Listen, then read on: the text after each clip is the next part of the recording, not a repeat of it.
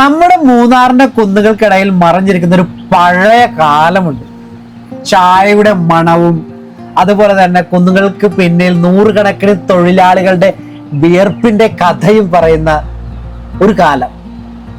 ഇത് മൂന്നാറിന്റെ ഏറ്റവും പഴക്കമുള്ള ചായത്തോട്ടങ്ങളിലൊന്നായ തലയാർ എസ്റ്റേറ്റിന്റെ കഥയാണ്. അതെ, നമ്മുടെ തലയാർ എസ്റ്റേറ്റിന്റെ കഥ. ഹലോ ഗായ്സ്, അപ്പോൾ നമ്മളിപ്പോൾ നിൽക്കുന്നത് മൂന്നാറാണ്. മൂന്നാറൊക്കെ പോയിക്കൊണ്ടിരിക്കണേ കേട്ടോ.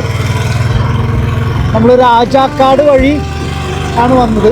കാരണം എന്ന് വെച്ചാൽ നമ്മൾ അടിമാലി ഏരിയയിൽ വരുന്ന ആ എന്താ പറയുക, അവിടെ ഉണ്ടായിട്ടുള്ള ഉരുൾപൊട്ടൽ കാരണം ആ വഴി നമ്മളെ പറഞ്ഞു വിടുന്നില്ല.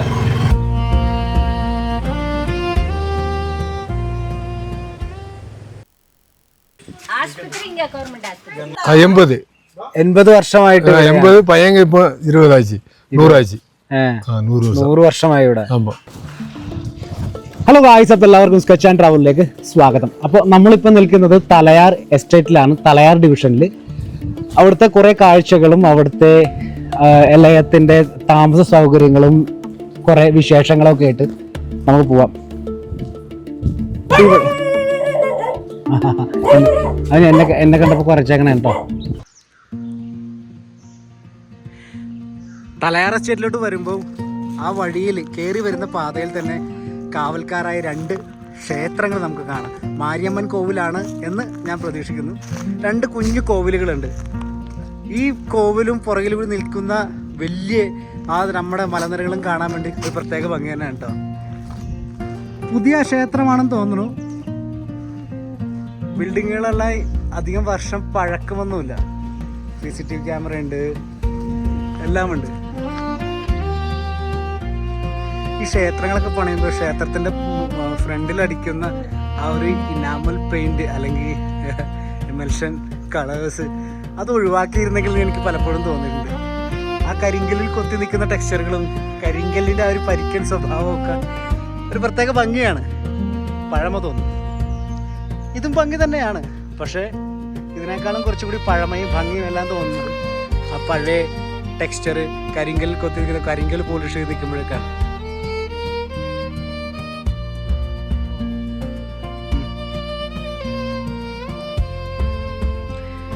ഇത് ഈ എസ്റ്റേറ്റിൻ്റെ ഹോസ്പിറ്റലാണ്, ക്ലിനിക്കാണെന്ന് തോന്നുന്നു. ഇപ്പോൾ അടച്ചിട്ടേക്കണതാണ്. വളരെ ഊർജ്ജസ്വലമായി പ്രവർത്തിക്കുന്ന ഒരു കമ്പനിയാണെന്ന് തോന്നുന്നു കേട്ടോ, തലയാർ ഡിസ്പെൻസറി.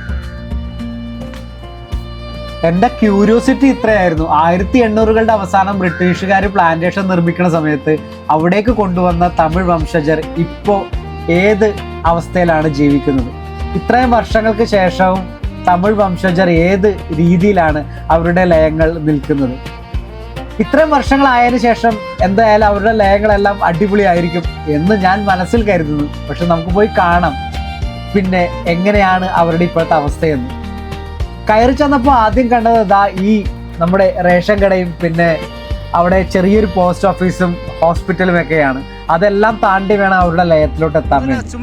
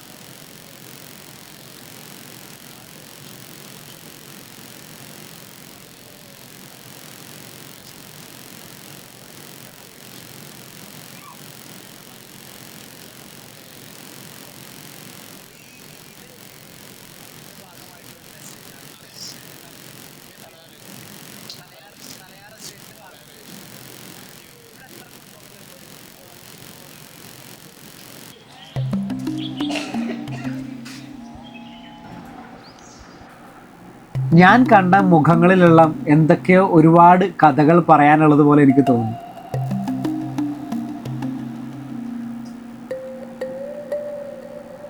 പിറന്നത് ഇവിടെ തന്നെ. പിറന്നത് ഇവിടെ തന്നെ. അപ്പ അമ്മ എല്ലാം ഇവിടെ തന്നെ. ഇവിടുത്തെ ജീവിതം എങ്ങനെയാണ്? തേലക്കാട്. ഇപ്പൊ നമുക്ക് പണിയില്ല, വീട്ടിലാണ്. റിട്ടയർഡായി വീട്ടിലുണ്ട്. റിട്ടയർഡായി പെൻഷൻ അങ്ങനത്തെ കാര്യങ്ങളൊക്കെ കിട്ടുന്നുണ്ട്. ഗവൺമെന്റ് പഞ്ചായത്ത്. അപ്പൊ നിങ്ങളുടെ അടുത്ത് ഇപ്പൊ മക്കളോ ഇതൊക്കെ വർക്ക് ചെയ്യുന്നുണ്ട് നാട്ടില്? ആരും പണിക്ക് കയറിയില്ല? நானும் ஒய்ஃப் மட்டும் கூட உண்டு. வரும் போகும், வந்து 10 நாள் ഇവിടെ இருக்கும், அப்புறம் நாட்டுக்கு போயிடும். എവിടെ എവിടെ? மதுரை. മധുരയിൽ அடுத்து சிவகங்கை மாவட்டம் பசும்பொன் முத்துராமலிங்க தேவர் மாவட்டம். அதே ராமேஸ்வரம் ரூட்ல.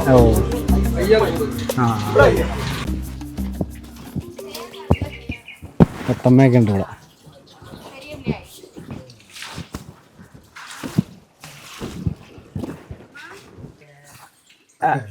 അക്ക ഇവിടുത്തെ വിശേഷങ്ങൾ അറിയാൻ വേണ്ടിയായിരുന്നു. അപ്പൊ ഇവിടെ എത്ര കുടുംബങ്ങൾ താമസിക്കുന്നുണ്ട്?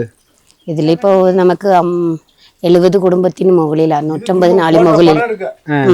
150. ഒരു 200 പേരിന് മുകളിൽ. ഇപ്പൊ നിലവിൽ ഇപ്പൊ എത്ര പേര് താമസിക്കുന്നുണ്ട്? 300 പേര് താമസിക്കുന്നുണ്ട്. ഇവിടുത്തെ വെള്ളം അല്ലെങ്കിൽ ഇലക്ട്രിസിറ്റി ഇതെല്ലാം തൃപ്തിയാണോ? ഞങ്ങൾ കറക്റ്റ് ആയിട്ട് കിടക്കും. അതിന്റെ അല്ല, നിങ്ങൾ അടക്കുന്നല്ല, നിങ്ങൾക്ക് കിട്ടുന്ന ആനുകൂല്യമൊക്കെ തൃപ്തിയാണോ അല്ലെങ്കിൽ എന്തെങ്കിലും കുറവുകളുണ്ടോ? ചില അങ്ങനെ ഒരു കുറവില്ല. നല്ല ജീവിതം തന്നെ, നല്ല ജീവിതം തന്നെ ഞങ്ങൾക്ക്. ഗവൺമെന്റ് സപ്പോർട്ട് ചെയ്യുന്നുണ്ട്, കമ്പനിയിൽ ഞങ്ങൾക്ക് സപ്പോർട്ട് ചെയ്യുന്നുണ്ട്. ഇപ്പൊ എങ്ങനെ തൊഴിൽ പോകുന്നത് എങ്ങനെയാണ് ഇവിടുത്തെ ആൾക്കാരുടെ ഒക്കെ? രാവിലെ 8 മണിക്ക് പോയിട്ട് കൊളുന്നുള്ളുന്ന ആൾക്കാരെല്ലാം 8 മണിക്ക് രാവിലെ 8 മണിക്ക് പോയിട്ട് വൈകുന്നേരം 5 മണിയാകുമ്പോ എത്തും. അത് എത്രത്തോളം സ്ത്രീകളാണോ ഏറ്റവും കൂടുതൽ? സ്ത്രീകള് ഏറ്റവും കൂടുതൽ കൊളുന്നുള്ளாൻ പോകുന്നത് സ്ത്രീകളാ. പിന്നെ അതില് ഈ മരുന്നടിക്ക, കളയെടുക്ക, ഇത് വിലയെല്ലാം ആണുങ്ങൾ ചെയ്യും അല്ലെ? അപ്പൊ ഇവർക്ക് വേതന എത്ര വെച്ചിട്ടാണ് ആണുങ്ങൾക്കും പെണ്ണുങ്ങൾക്കും ഒക്കെ? ഒരേ ശമ്പളം, ആണുങ്ങൾക്ക് ഒരേ ശമ്പളം. പിന്നെ ഇവര് കിലോ ഒത്തിരി 27 kg മുകളിൽ എടുത്താൽ അവർക്ക് പൈസ എക്സ്ട്രാ ഉണ്ട്. എക്സ്ട്രാ എടുക്കാറുണ്ട്? എടുക്കാനുണ്ട്. സീസൺ ടൈമിൽ 200 300 അങ്ങനെയൊക്കെ എടുക്കും. ഒരായുസ് മുഴുവൻ തേയില ഫാക്ടറികൾക്ക് വേണ്ടി ജോലിയെടുത്ത് റിട്ടയർഡായ അമ്മമാർ ഇവരിപ്പം പേരക്കുട്ടികളെയും മക്കളെയും എല്ലാം നോക്കി വീട്ടിൽ കഥകളൊക്കെ പറഞ്ഞ് ഇങ്ങനെ ജീവിക്കുകയാണ്. ഞാൻ അവരോട് ചോദിക്കണായിരുന്നു, ഈ പഴയ കാലഘട്ടത്തിൽ ഈ മലകളെല്ലാം കയറി എങ്ങനെയാണ് കൈകൊണ്ട് ഈ തേയിലകൾ നുള്ളി അവർക്ക് കൊടുത്തിരുന്ന വെച്ചാൽ എത്രത്തോളം അധ്വാനം അവള് ചെയ്തിരുന്നിട്ടുണ്ടാവും അല്ലെ?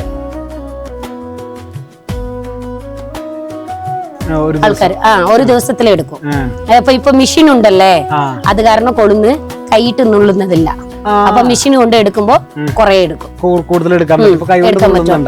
അപ്പൊ പിന്നെ അവർക്ക് ദിവസത്തിലെ 800 850 അങ്ങനെയൊക്കെ കിട്ടും. ഞാൻ ഇവിടുത്തെ സൂപ്പർവൈസറാണ്. പേര്? എന്റെ പേര് മാരിയമ്മ. ഇവിടെ കുട്ടികൾക്ക് സ്കൂള് പഠിത്തൊക്കെ വരുന്നത് ഇവിടെ ഉണ്ട്. ഈ ചർച്ചിന് അടുത്ത് ഒരു സ്കൂളുണ്ട്. പിന്നെ LP സ്കൂൾ ഇവിടെ ഉണ്ട്, ഒരു 5ാം ക്ലാസ് വരെ ഫാക്ടറിന് അടുത്തുണ്ട്. അതിന് കഴിഞ്ഞ വാഗ്വാര സ്കൂളുണ്ട്. 6th ലിരുന്ന് +2 വരയ്ക്കും ഗവൺമെന്റ് സ്കൂളാണ്. ഇവിടുന്ന് പോകുന്നവരൊക്കെ തിരിച്ച് ഇങ്ങോട്ട് വരാറുണ്ട്? റിട്ടയർഡ് ആയി കഴിഞ്ഞ ശേഷം അടുത്ത തലമുറ അങ്ങനെ വരാറുണ്ട്? അല്ലെങ്കിൽ ഇപ്പൊ ഇല്ല, അടുത്ത തലമുറ ജോലി ചെയ്യുന്നുണ്ട്. ഇപ്പൊ കുറെ ആൾക്കാർ അങ്ങനെ ചെയ്യുന്നില്ല, പഠിച്ച് വെളിയെ പോകുന്നുണ്ട്. ഇപ്പൊ പിന്നെ വേറെ സ്റ്റേറ്റിലിരുന്ന ആൾക്കാരൊക്കെ പുതിയതായിട്ട് ജോലിക്ക് പുറത്ത് ഞങ്ങളുടെ പിള്ളേരൊക്കെ ഇപ്പൊ പുറത്തു പോവുക. അവര് പഠിച്ച് പുറത്തു പോവുക. ഇല്ല, ആദ്യമെല്ലാം അച്ഛനും ജോലിക്ക് ചെയ്താ ഇപ്പൊ പിള്ളേര് അതിന് അങ്ങനെ പോകും. ഇപ്പൊ അങ്ങനെയല്ല, ഞങ്ങളുടെ പിള്ളേരെല്ലാം പഠിച്ചിട്ട് പുറത്ത് ജോലിക്ക് പോവുക, പഠിക്കുക. മുമ്പ് അങ്ങനെയല്ല, അവര് ഒരു 16 17 വയസ്സാകുമ്പോൾ മുമ്പ് അടുത്ത് ജോലിക്ക് കയറും.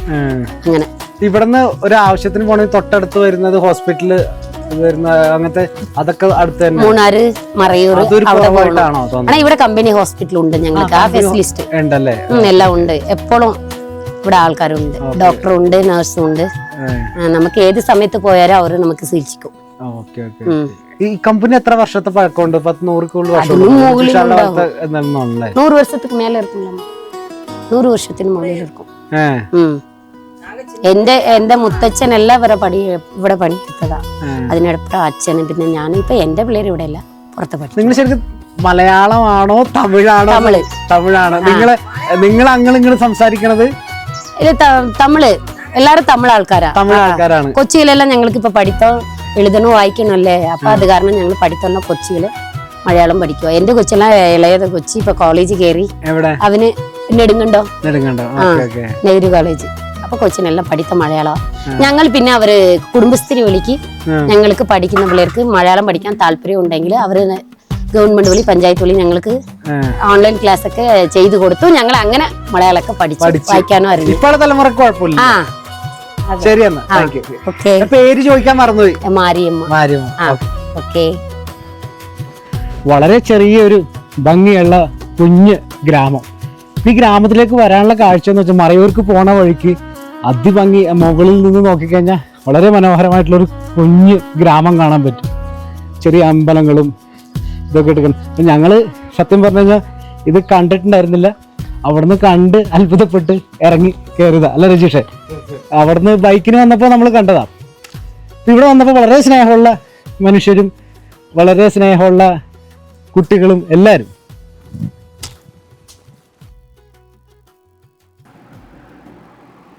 ഞങ്ങൾ അവിടെ ചെന്നപ്പോ രജീഷിന് ഒരേ നിർബന്ധം, കുറച്ച് മിഠായി മേടിച്ച് നമുക്ക് അവിടുത്തെ കുട്ടികൾക്കൊക്കെ കൊടുക്കാടാണ്.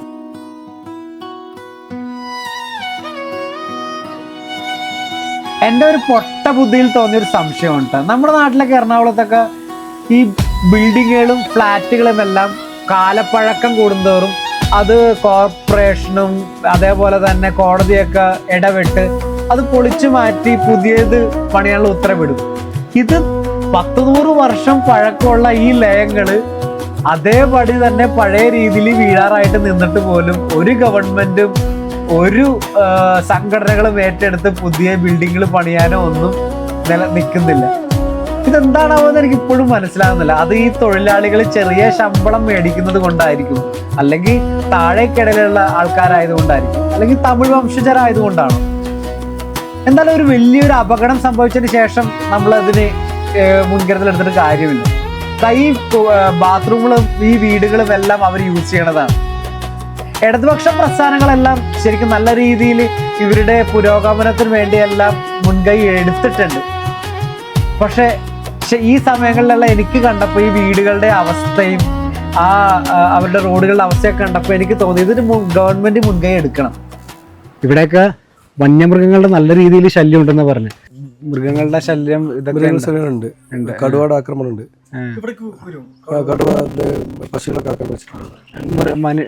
നമുക്ക് ആൾക്കാർക്കൊന്നും പറ്റിയിട്ടില്ല. ഇല്ല. ഓക്കെ. ഇപ്പൊ തൊട്ടടുത്ത് വല്ലതും അങ്ങനെ ഇല്ല, ആൾക്കാരൊന്നും ഇതുവരെ ഉപകരിച്ചിട്ടില്ല. ഇത് കടുവ പശുകൾ മാത്രം ആക്രമിച്ചിട്ടുണ്ട്. അല്ല, അപ്പൊ ഇതിന്റെ അകത്തോട്ട് കേറുന്നുണ്ട് രാത്രി? ആനയൊക്കെ വരില്ലേ? പടയപ്പൊക്കെ ഇതിനകത്ത് ഇവിടെ നേരെ പോകും. പടയപ്പ ഇവിടെയാണല്ലേ? ആട്ടൊക്കെ ഇവിടെ പൊളിച്ചിട്ടുണ്ട്. ഈ വെളിക്കൂടി നേരെ പോകും. ഓക്കെ. മറ്റേ പുലി സാധനങ്ങളും അത് ഞങ്ങൾ കണ്ടിട്ടില്ല. പക്ഷെ ഇത് കടുവ ആക്രമിച്ചിട്ട് പോയി, പശുവിനെ ആക്രമിച്ചിട്ട് പോയി. പിന്നെ ഞങ്ങൾ കണ്ടിട്ട് പിന്നെ ഫോറസ്റ്റൊക്കെ വർത്തി ഒക്കെ കണ്ടിട്ട് അവർക്ക് കസ്റ്റഡൊക്കെ കിട്ടുക ആണല്ലേ? അതുപോലെ ഫോറസ്റ്റ് ഡിപ്പാർട്ട്മെന്റിലൊക്കെ വരുന്നുണ്ട്.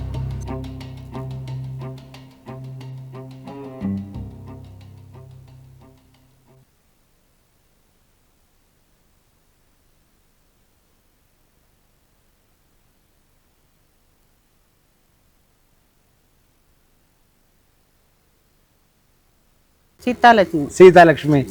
അപ്പൊ അമ്മ എത്ര വർഷമായി ഇവിടെ? ഇവിടെ ഒരു 50 വർഷം. 50 വർഷം. അപ്പൊ അമ്മാന്റെ മുന്നേ 50 വർഷമല്ലേ വിവാഹം കഴിച്ചു വന്നേണോ? 58 எங்களை ரிட்டையர்டு ஆகுனது. ஒரு அப்பா அம்மா எல்லாம் மறைஞ்சு போய் அவங்கெல்லாம் எல்லாம் டீச்சர்ஸ் எல்லாம் அவங்க தான் வச்சிருப்பாங்க. അപ്പൊ ഇതൊക്കെ മുന്നാടി ഉള്ളവരാണ് ഇവിടെ.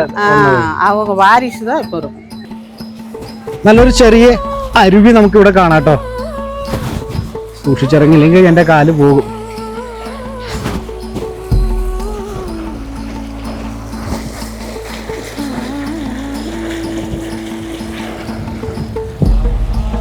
എന്റെ പുറകില് നമ്മൾ ഇവിടെ വന്നപ്പോ MP-യിൽ നിന്ന് ഉള്ള കുറെ ഇവിടുത്തെ തൊഴിലാളികളെ പരിചയപ്പെട്ടു നമ്മള്. അപ്പോ അവരെ നമുക്കൊന്ന് പരിചയപ്പെടാം. वाह, आपका नाम? पंकज इधर आई मीन एस्टेट में काम करता है। कौन सा काम करता है? ये इलायची वाला। इलायची, ये लकड़ी। ओके। कितना साल हो गया आप लोग सब? 3 साल हो गए 3 years. Okay 3 years 3 years okay okay तो इधर ही रहता है या नहीं अलग अलग अलग अलग ഇവര് പല പല സ്ഥലങ്ങളിലായിട്ട് ലയങ്ങളിലായിട്ടാണ് നിൽക്കുന്നത്. അപ്പോ ഒരുപക്ഷെ കാലഘട്ടം മാറുന്നതനുസരിച്ച് എന്താ പറയാ ഈ നാട്ടിലേക്ക് തൊഴിലാളികൾ പല സ്ഥലത്തു നിന്നും വന്ന് കുടിയേറുക എന്നുള്ള രീതിയിലാണ്. आपका नाम सूरज, आपका प्रदीप, आपका रामा, आपका सिराज, आपका अब तो आपका आप लोग का काम कितने बजे से स्टार्ट होता है? 8 बजे से. Okay okay. आई मीन एक दिन का कितना तनख्वाह होता है? आई मीन सैलरी पेमेंट 900 रुपये 900 900 है. ये सैलरी से मिलता है या डेली मिलता है? नहीं सैलरी से मिलता है वो സൺഡേ ആഴ്ചയിൽ ഇവർക്ക് ഇതിന്റെ പേയ്മെന്റ് കിട്ടും എന്നാ പറയുന്നത്. എന്തായാലും ഇന്ന് ആജ് छुट्टी है क्या? आज छुट्टी है. ये आज छुट्टी फ्राइडे है ना? ये संडे को छुट्टी नहीं रहता, ऑफ है, नो ड्यूटी. ओके तो आज पार्टी इधर कैसा है? आई मीन 3 साल हो गया इधर आके इधर का केरला का आई मीन ये इधर का आई मीन यहाँ अच्छा लगता है. आप लोगों का उधर का क्लाइमेट से ये क्लाइमेट कैसा है? लोग को सेट अलग रहते हैं. अच्छा लगता है हरा भरा. ओके. അങ്ങനെ തമിഴ് വംശജരുടെ കാലഘട്ടത്തിൽ നിന്നും ഒരു നോർത്ത് ഇന്ത്യൻ ഹിന്ദി കാലഘട്ടത്തിലേക്ക് ഈ തേയില ഫാക്ടറികൾക്ക് ഇനി കഥ പറയേണ്ടി വരും എന്നാണ് എനിക്ക് തോന്നുന്നത്. കാരണം ഇപ്പോഴത്തെ പുതിയ തലമുറ യുപിയിൽ നിന്നും ബീഹാറിൽ നിന്നും ഒക്കെ വരുന്ന തൊഴിലാളികളാണ്. ഒരു സന്തോഷം ഉണ്ടോ ഭയങ്കര, അവരുടെ മുഖത്തൊക്കെ നല്ല സന്തോഷം കാണാനാണ്.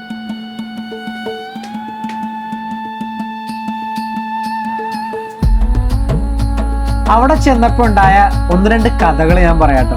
ആദ്യം ഞാൻ കണ്ടത് ഈ പെൺകുട്ടിയായിരുന്നു, ഈ വരയ്ക്കുന്ന പെൺകുട്ടിയെ.